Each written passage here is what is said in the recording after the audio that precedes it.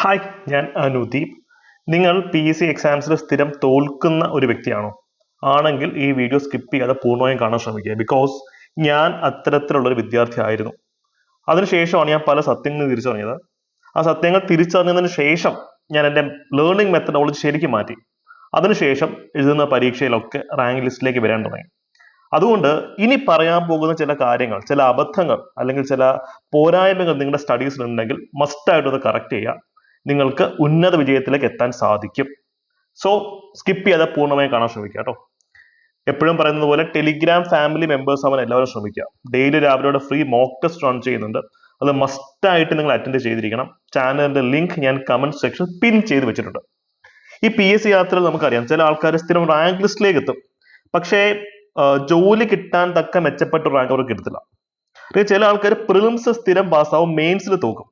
ചില ആൾക്കാർ ആദ്യത്തെ ഘട്ടം പ്രിലിംസിൽ തന്നെ തോറ്റുപോകും. ഇതൊരു പാറ്റേൺ ആണ്. കഴിഞ്ഞ എൻ്റെ ഇത്ര വർഷത്തെ ടീച്ചിങ് എക്സ്പീരിയൻസിൽ 10,000-കണക്കിന് സ്റ്റുഡൻസിനെ നമ്മൾ സ്റ്റഡി ചെയ്യും. അപ്പൊ അവരുടെ ഒരു പാറ്റേൺ ഉണ്ട്. ഇത്തരത്തിൽ സ്ഥിരമായി എക്സാമിന് തോക്കുന്ന ആൾക്കാർക്ക് ഒരു പാറ്റേൺ ഉണ്ട്. ആ പാറ്റേണിനെ ബ്രേക്ക് ചെയ്യാൻ പറ്റുമ്പോഴാണ് നമ്മൾ റാങ്ക് ഹോൾഡർ ആയിട്ട് മാറുന്നത്.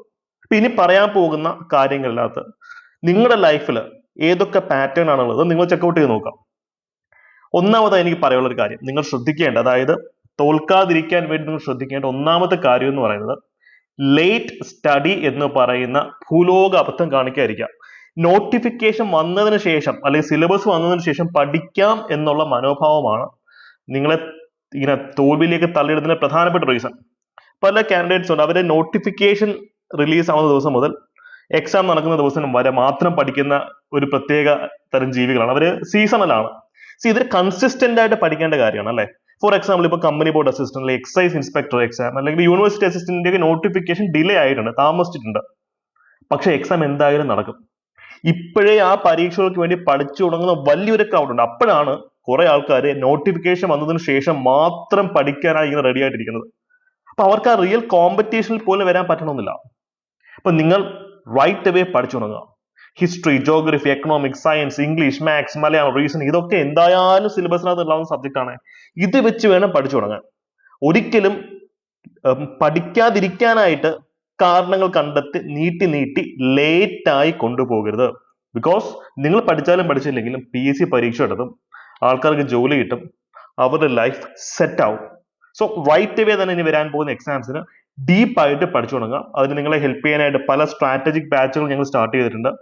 നിങ്ങൾക്ക് ഒരു അഫോർഡബിൾ ബാച്ചിന് സപ്പോർട്ട് വേണമെങ്കിൽ ഡിഗ്രി ലെവലിലും 10th പ്ലസ് 2 ലെവലിലും ഒക്കെ ഞങ്ങൾ വളരെ അഫോർഡബിൾ ഫീസ് സ്ട്രക്ചറിലാണ് ബാച്ചുകൾ സജ്ജീകരിച്ചിട്ടുള്ളത്. ഉദാഹരണത്തിന് ബീറ്റ് ഫോറസ്റ്റ് ഓഫീസർ ബാച്ചിന് വെറും 500 രൂപ മാത്രമാണുള്ളത്. എല്ലാ ടോപ്പിക്സും, സ്പെഷ്യൽ ടോപ്പിക്സും അല്ലാത്ത ടോപ്പിക്സും ഇംഗ്ലീഷും മാത്സും മലയാളം എല്ലാം കവർ ചെയ്യുന്ന ബാച്ചിന് വെറും 500 രൂപ മാത്രമേ ഉള്ളൂ. ഈ ഒരു നമ്പറിൽ കോൺടാക്ട് ചെയ്യുകയാണെങ്കിൽ നിങ്ങൾക്ക് ബാച്ചിന്റെ ഫുൾ ഡീറ്റെയിൽസ് ലഭിക്കുന്നതാണ്. ഇനി മറ്റൊരു പ്രധാനപ്പെട്ട ഒരു മിസ്റ്റേക്ക് അല്ലെങ്കിൽ നിങ്ങൾ ശ്രദ്ധിക്കേണ്ട ഒരു കാര്യം എന്ന് പറയുന്നത്, എന്താണ് PSC എക്സാം എന്നുള്ള കൃത്യമായ ഒരു ധാരണ, ഫിലോസഫിക്കൽ ആയ ഒരു ധാരണ വേണം. എല്ലാവരുടെയും വിചാരം സിലബസ് പഠിക്കുക നമുക്ക് പാസ്സാവാൻ പറ്റുമെന്നാണ്. ഒരിക്കലും അല്ല. PSC ഒരു മൈൻഡ് ഗെയിം ആണ്. അത് നിങ്ങളുടെ മനസ്സിനെ എന്താ പറയുക പല രീതിയിലും ദിശ മാറ്റി വിടാൻ ശ്രമിക്കുന്ന ഒരു ഗെയിമാണ്. ഇവിടെ നിങ്ങൾക്ക് നല്ല അറിവ് വേണം, പക്ഷെ അതിനോടൊപ്പം നല്ല ഇമോഷണൽ ഇന്റലിജൻസും വേണം. വെറുതെ പഠിച്ചാൽ മാത്രം പോരാ. പ്രോപ്പറായ സ്ട്രെസ് മാനേജ്മെന്റ്, ടൈം മാനേജ്മെന്റ്, ശാരീരികമായ ഹെൽത്ത്, മാനസികമായ ഹെൽത്ത് മാത്രം പോരാ, ശാരീരികമായ ഹെൽത്ത്. എത്ര സ്റ്റുഡൻസ് ആണെന്നറിയോ ഈ പറയുന്ന പോലെ നടുവേദന അല്ലെങ്കിൽ മുട്ടുവേദനയൊക്കെ ആയിട്ട് എക്സാം ഹോളിൽ എക്സാം എഴുതാൻ പറ്റാതെ പുറത്തായി പോകുന്നത്. എൻ്റെ ഒരു പ്രിയപ്പെട്ട സ്റ്റുഡന്റ്, അദ്ദേഹം റൂം അടച്ചിട്ടുള്ള പഠിത്തമായിരുന്നു. അങ്ങനെ വൈറ്റമിൻ D കുറഞ്ഞു. സബ് ഇൻസ്പെക്ടർ പരീക്ഷാ ഹോളിൽ ആ പേപ്പർ പൂർത്തിയാക്കാൻ പോലും പറ്റാതെ വേദന കൊണ്ട് പൊളഞ്ഞു അദ്ദേഹം. പക്ഷെ അദ്ദേഹം ഇപ്പൊ റാങ്ക് ലിസ്റ്റിലുണ്ട്, മറ്റൊരു പരീക്ഷ റാങ്ക് ലിസ്റ്റിലേക്ക് അദ്ദേഹം എത്തിയിട്ടുണ്ട്. അപ്പൊ നമ്മൾ ഹെൽത്തിനെ ഒരിക്കലും കോംപ്രമൈസ് ചെയ്യരുത്. മെന്റൽ ഹെൽത്ത് ആയിക്കോട്ടെ, ഫിസിക്കൽ ഹെൽത്ത് ആയിക്കോട്ടെ. അതുകൊണ്ടാണ് പറയുന്നത് ഇതൊരു മൈൻഡ് ഗെയിം ആണ്. സിലബസ് പഠിക്കുന്നതിനോടൊപ്പം നിങ്ങൾ എന്ത് ചെയ്യണം, നിങ്ങളുടെ ശാരീരികവും മാനസികവുമായിട്ടുള്ള ആരോഗ്യത്തിനും ഒരു എന്താ പറയാ പ്രയോറിറ്റി കൊടുക്കണം. സ്ട്രെസ് മാനേജ്മെന്റിന്റെ, ടൈം മാനേജ്മെന്റിന്റെ ധാരാളം വീഡിയോസ് നമ്മുടെ ചാനലിൽ തന്നെ കിടപ്പുണ്ട്. ടെക്നിക്സ് ഉണ്ട്, ബ്രീത്തിങ് ടെക്നിക്സ്, മെഡിറ്റേഷൻ ടെക്നിക്സ്. അതൊക്കെ ചെയ്തു കഴിഞ്ഞാൽ ഈ ഒരു മൈൻഡ് ഗെയിമിൽ നിങ്ങൾക്ക് വിജയിക്കാൻ സാധിക്കും. ഇവിടെ പലർക്കും പറ്റുന്നത് പണ്ട് പറ്റിപ്പോയൊരു തോൽവി, അല്ലെങ്കിൽ പണ്ട് പരീക്ഷയ്ക്ക് തോറ്റുപോയി, അതിന്റെ ട്രോമ അവർ ഇപ്പോഴും ഫോളോ ചെയ്യുന്നുണ്ട്. അത് ഇനി വരാൻ പോകുന്ന പരീക്ഷകളുടെ പെർഫോമൻസിനെ വളരെ മോശമായിട്ട് ബാധിക്കും. പാസ്റ്റ് ഫെയിലിയേഴ്സ്, മുമ്പ് നിങ്ങളുടെ ജീവിതത്തിൽ ഉണ്ടായിട്ടുള്ള തോൽവികൾ, അതൊരിക്കലും ഇനിയുള്ള നിങ്ങളുടെ ജീവിതത്തിനെ എന്താ പറയാ ഡിക്റ്റേറ്റ് ചെയ്യാൻ, ഭരിക്കാൻ നിങ്ങൾ ഒരിക്കലും സമ്മതിക്കരുത്. നിങ്ങളുടെ ഫ്യൂച്ചർ നിങ്ങളുടെ മാത്രം കയ്യിലാണ്. തോൽവി വിജയത്തിലേക്കുള്ള ചവിട്ടുപടിയാണ്. നേരത്തെ തോറ്റിട്ടുണ്ടെങ്കിൽ സാരമില്ല, പാഠം ഉൾക്കൊള്ളുക. ഇനിയുള്ള പരീക്ഷകൾ ജയിക്കാൻ പറ്റും. എല്ലാ റാങ്ക് ഹോൾഡേഴ്സും മുമ്പ് തോറ്റിട്ടുള്ള ആൾക്കാരാണ് കേട്ടോ. ആദ്യത്തെ തവണയൊന്നും റാങ്ക് ലിസ്റ്റിലേക്ക് എത്തുന്ന ആൾക്കാരൊന്നും അങ്ങനെ ഇല്ല, വളരെ വിരളമാണ്. ഏതെങ്കിലുമൊക്കെ പരീക്ഷയിൽ അവർ എപ്പോഴെങ്കിലുമൊക്കെ ജീവിതത്തിൽ തോറ്റിട്ടുണ്ടായിരിക്കും. അതുകൊണ്ട് തന്നെ ഈ ഒരു മൈൻഡ് ഗെയിം ആയിട്ട് PSC എക്സാംസിനെ നിങ്ങൾ അപ്രോച്ച് ചെയ്യുക. വെറും ഒരു GK ബേസ്ഡ് പരീക്ഷ മാത്രമല്ല അത്. ഇവിടെ നിങ്ങൾക്ക് വേണ്ടത് ഒപ്റ്റിമൈസേഷൻ ഓഫ് കോൺഫിഡൻസ് എന്ന് പറയുന്നൊരു കാര്യമാണ്. കോൺഫിഡൻസ്, ആത്മവിശ്വാസം വേണം. ഇത് അധികമായാൽ അമൃതവും വിഷം എന്ന് പറയുന്ന പോലെ കോൺഫിഡൻസ് ഓവർ ആയാൽ പണിയാണ്. കോൺഫിഡൻസ് താഴോട്ട് പോയാൽ അതിനേക്കാൾ വലിയ പണിയാണ്. അണ്ടർ കോൺഫിഡൻസും ഓവർ കോൺഫിഡൻസും പ്രശ്നമാണ്. നമുക്കെല്ലാം അറിയാമെന്നുള്ള ചിന്തയും അല്ലെങ്കിൽ നമുക്ക് ഒന്നും അറിയില്ല എന്നുള്ള ചിന്തയും, ഇത് രണ്ടും ഡേഞ്ചറസ് ആണ്. ഇവിടെയാണ് നമ്മളൊരു ഒപ്റ്റിമൈസേഷൻ, ഒപ്റ്റിമൽ ലെവലിൽ കറക്റ്റ് പരുവത്തിൽ കോൺഫിഡൻസ് മെയിൻറ്റെയിൻ ചെയ്യേണ്ടത്. നമുക്ക് കുറെ കാര്യങ്ങൾ അറിയാം. നിങ്ങൾ നന്നായിട്ട് പഠിക്കുന്ന വിദ്യാർത്ഥിയാണ്, നിങ്ങൾക്ക് കുറേയൊക്കെ അറിയാം, കുറേയൊക്കെ അറിയില്ല. അറിയാത്തത് ഞാൻ പഠിച്ചെടുക്കും. ഇതാണ് റിയൽ കോൺഫിഡൻസ്. ഒരു വിന്നേഴ്സ് മൈൻഡ് സെറ്റ്, നിങ്ങൾ റാങ്ക് ഹോൾഡറിന്റെ മൈൻഡ് സെറ്റ് ഇങ്ങനെ. ഒരു നാളുകൾ എല്ലാം പഠിച്ചിട്ടൊന്നുമല്ല ആരും റാങ്ക് ഹോൾഡർ ആവുന്നത്.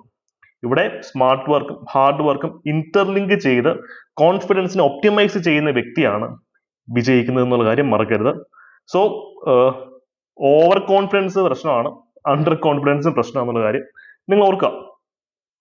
ഇനി മെത്തഡോളജിയെ പറ്റി എനിക്ക് പറയാം. ലേണിംഗ് മെത്തഡോളജി ശാസ്ത്രീയമായിട്ട് പഠിക്കണം. പണ്ടത്തെ പോലെ അല്ല, നല്ല കോമ്പറ്റീഷനാണ്. ഇവിടെ നമ്മൾ പണ്ട് പഠിച്ചിരുന്ന പരമ്പരാഗതമായിട്ടുള്ള പഠന രീതികൾ നിങ്ങൾ ഉപേക്ഷിക്കണം. പുതിയ പുതിയ ലേണിംഗ് മെത്തഡോളജീസിലേക്ക് നിങ്ങൾ മാറും. പോമഡോറോ ടെക്നിക്, ഫെയ്ൻമാൻ ടെക്നിക് ഉണ്ട്. നമ്മുടെ ചാനൽ തന്നെ പ്ലേലിസ്റ്റിൽ മോട്ടിവേഷൻ എന്ന് പറയുന്ന പ്ലേലിസ്റ്റിൽ ധാരാളം എന്താ പറയാ ബുക്ക് എങ്ങനെ വായിക്കണം എന്നുള്ള വീഡിയോ കൊടുത്തിട്ടുണ്ട്. വിഷ്വലൈസേഷൻ ടെക്നിക്സ് എങ്ങനെ യൂസ് ചെയ്യാന്നുള്ള കാര്യം കൊടുത്തിട്ടുണ്ട്. കാര്യം ഇപ്പോൾ ഞാൻ കാണുന്നത്, ഇപ്പോൾ PSC പഠിക്കാൻ തുടങ്ങുന്ന ഒരു വർഷത്തിനകം ജോലിയിലേക്ക് എത്തുന്നു, പെട്ടെന്ന് ജോലിയിലേക്ക് എത്തുന്ന ആൾക്കാരുണ്ടല്ലോ, 23-24 വയസ്സിനകത്തുള്ള അവരുടെ എണ്ണം കൂടിക്കൊണ്ടിരിക്കുകയാണ്. പിന്നെ അവർ ഫ്രഷ് മൈൻഡോട് കൂടിയാണ് PSCയിലേക്ക് ഇറങ്ങുന്നത്. അതുകൊണ്ട് ഇത്തരം ടെക്നിക്സ് അവർ ഉപയോഗിക്കും. എപ്പോഴും നമ്മൾ ഒരു വിദ്യാർത്ഥി, ഒരു സ്റ്റുഡന്റിന്റെ മൈൻഡ് സെറ്റ് കീപ്പ് ചെയ്യണം. പുതിയ പുതിയ ടെക്നിക്കുകളും കാര്യങ്ങളൊക്കെ ഇറങ്ങുമ്പോൾ നമ്മൾ കൃത്യമായിട്ട് പഠിക്കണം. ഇതൊക്കെ ഫ്രീ ഓഫ് കോസ്റ്റ് നമ്മുടെ യൂട്യൂബിൽ വളരെ തീവ്രമായ പരിശീലനം നിങ്ങൾക്ക് തരുന്നുണ്ട്. ഈ വീഡിയോസ് മാത്രം കണ്ടാൽ മതി എങ്ങനെയാണ് പുതിയ പാറ്റേണിൽ ടെക്നിക്കലായിട്ട് ശാസ്ത്രീയമായി പഠനത്തെ സമീപിക്കേണ്ടത്. ഫെയ്ൻമാൻ ടെക്നിക്സ് എന്താണ്, അല്ലെങ്കിൽ പോമഡോറോ എന്താണ്, അല്ലെങ്കിൽ റിവേഴ്സ് എഞ്ചിനീയറിംഗ് എന്താണ്, ബുക്സ് എങ്ങനെയാണ് വളരെ സ്മൂത്ത് ആയിട്ട് വായിക്കേണ്ടത്, അതൊക്കെ ട്രയാഡ് ടെക്നിക് എന്താണ്, ഇതൊക്കെ നിങ്ങൾക്ക് വളരെ ഈസി ആയിട്ട് ക്രാക്ക് ചെയ്തെടുക്കാൻ പറ്റും. മെത്തഡോളജി സെറ്റ് ആക്കാം.